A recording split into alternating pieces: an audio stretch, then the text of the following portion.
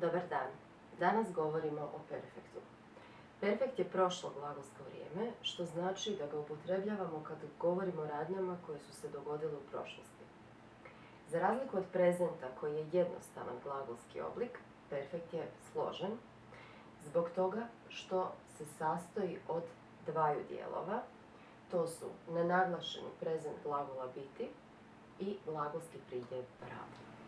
Nenaglašeni prezent glagola biti od prvog lica jednine do trećeg lica množine glasi ovako.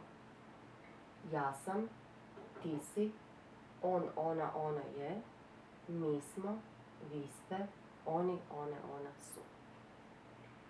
Glagolski pridjev radni razlikuje jedninu i množinu, te muški, ženski i srednji rod.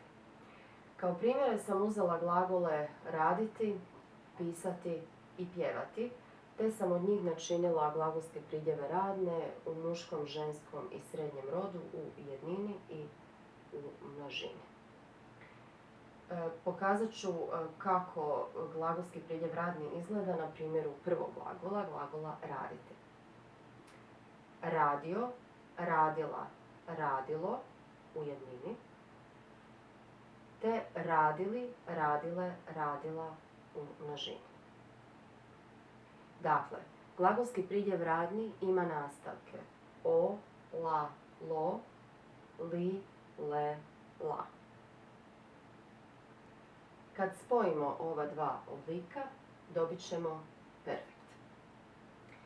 Na primjeru glagola raditi pokazat ću kako izgleda perfekt od prvog lica jednine do trećeg lica množine. Pritom je važno napomenuti da glagolski pridjev radni u srednjem rodu pri tvorbi perfekta koristimo najčešće u trećem licu jednine i množine, zato što tad upotrebljavamo srednji rod. Recimo kad koristimo imenicu djeca, koju možemo zamijeniti zamjenicom ona. Dakle, perfekt zvuči ovako.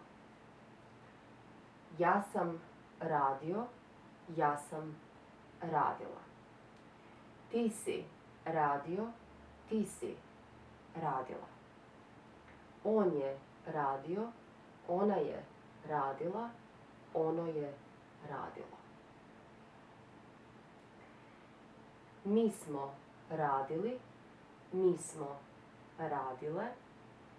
Vi ste radili, vi ste radile. Oni su radili, one su radile, ona su radila.